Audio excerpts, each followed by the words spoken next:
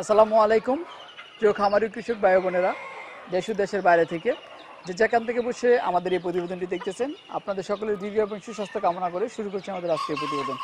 দর্শক বন্ধুরা, আমি এই মুহূর্তে অবস্থান করছি ময়মনসিংহ জেলার গফুরগাঁও উপজেলার দুগাছিয়া গ্রামে।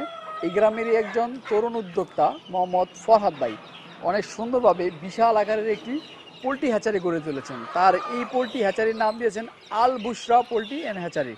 তো তার এই আলবুসরা পোলট্রি এবং হ্যাচারিতে তিনি কী কী জাতের মুরগি লালন পালন করতেছেন এবং কীভাবে লালন পালন করতেছেন সেই সম্পর্কে আমরা আজকে জানার চেষ্টা করব। আমরা তার খামারে এসে দেখলাম যে তিনি কিছু ফার্মে মুরগি লালন পালন করতেছেন।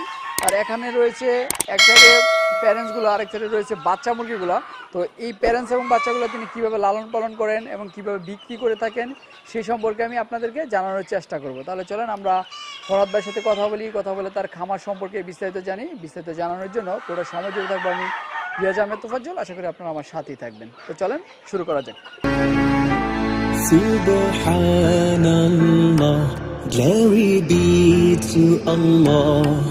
Subhanallah, glory be to Allah.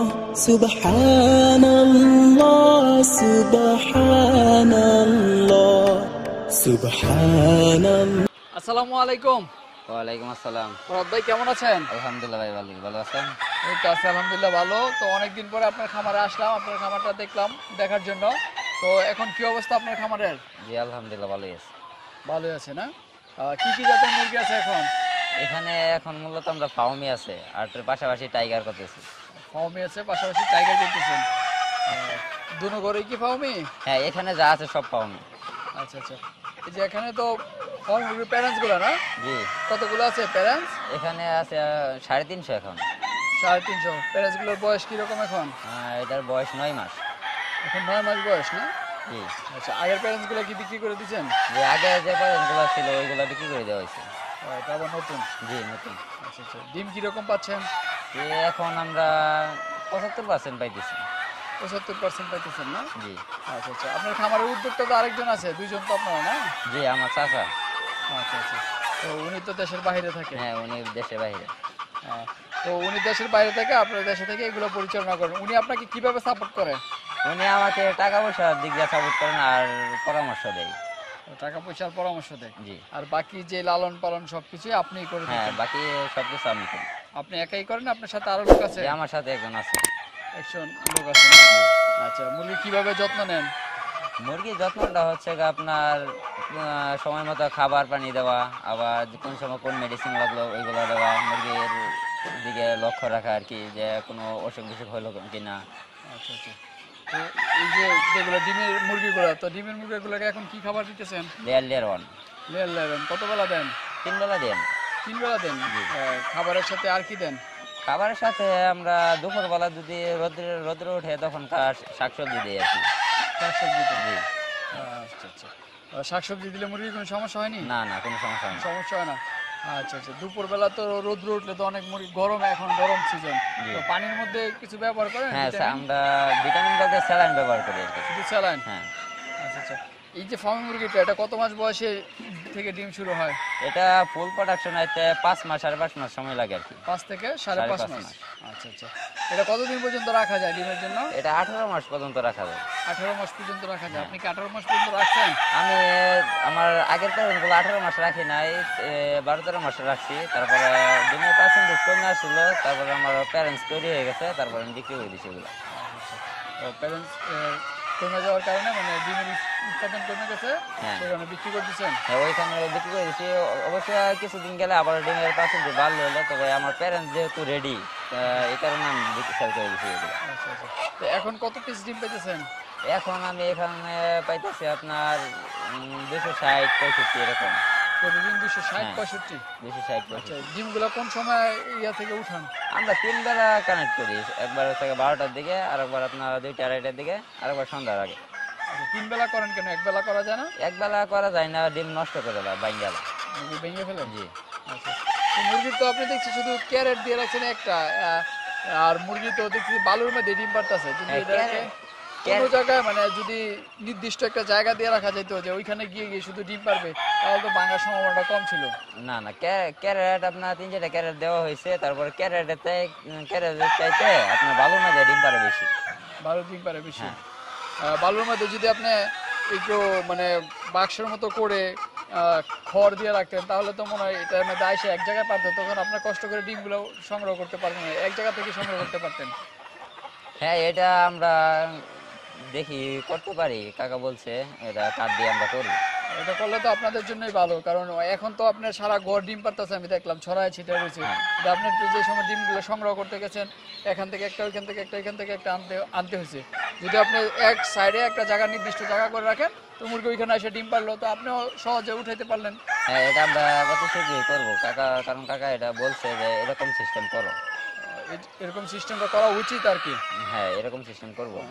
শুধু কি রিটারে বালিয়ে দিচ্ছেন নাকি আর কিছু দিচ্ছেন? না, শুধু বালিয়ে দিছি। শুধু বালিয়ে দিয়ে রাখছেন। এই বালিতে কোনো সমস্যা হয় কিনা?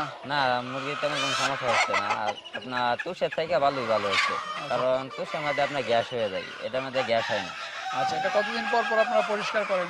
এটা আমরা দৈনিক 2-3 দিন পরে পরে আর কি আমরা উপরে ময়লাগুলা ঝাড়ু দিয়ে ফালাই দেই। এমনি 4-5 মাস হয়ে গেছে বালু দিছি, এখনো পাল্টাইনি। তো আপনারা এখন মানে যে বাচ্চা উৎপাদন করতেছেন, প্রতি মাসে কিরকম বাচ্চা উৎপাদন করতে পারেন? প্রতি মাসে আমাদের আপনার 6,000 বাচ্চা উৎপাদন হয়। 6,000 বাচ্চা? জি। আচ্ছা আচ্ছা, 6,000 বাচ্চা, এত বাচ্চা উৎপাদন করেন, এগুলো পরে কি করেন? এগুলো আমরা সেল করি। বিক্রি করে দেন? হ্যাঁ, বিক্রি করে দিই। আচ্ছা, কিরকম রেট থাকে বাচ্চার? এটা এক এক সময় এক এক বাজার থাকে ভাই। আচ্ছা, তো অনেকে তো আসলে মুরগির বাচ্চা মানে ফুটাবে নিজে, ডিম সংগ্রহ করতে চায়, আপনারা কি বীজ ডিম বিক্রি করেন? হ্যাঁ, যদি কেউ 20 ডিম নিতে চায় তাহলে আমাদের সাথে যোগাযোগ করতে পারে, আমরা 20 ডিম বিক্রি করবো। বীজ ডিম বিক্রি করবেন? জি। বীজ ডিমের রেট কিরকম রাখেন আপনারা? এটা আপনার যে নিবে তার সাথে আমরা ফাইনাল করবো আর কি। আচ্ছা, যে নিবে তার সাথে ফাইনাল করেন। এমনিতে বিক্রি করতেছেন তো? হ্যাঁ, বিক্রি করতেছি। এরকম কিরকম রেট থাকে? এখন মূলত বাচ্চার রেট যে একটু কম, এখন আমরা 11 টাকা 12 টাকা বিক্রি করতেছি। আচ্ছা আচ্ছা, এবারে তো আপনার ওই দিকের যে গড়টা আমরা দেখতেছি, এবারে অনেকগুলো ফার্মি মুরগির বাচ্চা রয়েছে, এটা কত মাস বয়সের এগুলো? ওইখানে আছে 50 দিন বয়সের, আর আছে আপনার 2 মাস 10 দিন বয়সের। তো দুটো একসাথে রাখছেন নাকি? না, দুইটা পার্ট বাই পার্ট ওইখানে বেড়া দেওয়া আছে। মানে ওই পাশেরটা হচ্ছে গিয়া 2 মাস 10 দিন। 2 মাস 10 দিন, আর এই পাশেরটা 50 দিন। 50 দিন? জি। আচ্ছা আচ্ছা, মোটামুটি তো আপনারা তো বিভিন্ন সাইজের মানে বিভিন্ন সাইজের বাচ্চাগুলো তৈরি করে বিক্রি করে থাকেন। হ্যাঁ, আমরা বিভিন্ন সাইজের বাচ্চা বিক্রি করি। মূলত এখন আছে আপনার 50 দিন, 2 মাস 10 দিন, আর আছে আপনার 1 মাসে, আর বোর্ডিং আছে আপনার 4 দিনের বাচ্চা। আচ্ছা আচ্ছা, তো আপনারা যে বাচ্চাগুলো বিক্রি করেন, আপনাদের কাছ থেকে বাচ্চা সংগ্রহ করে কিভাবে?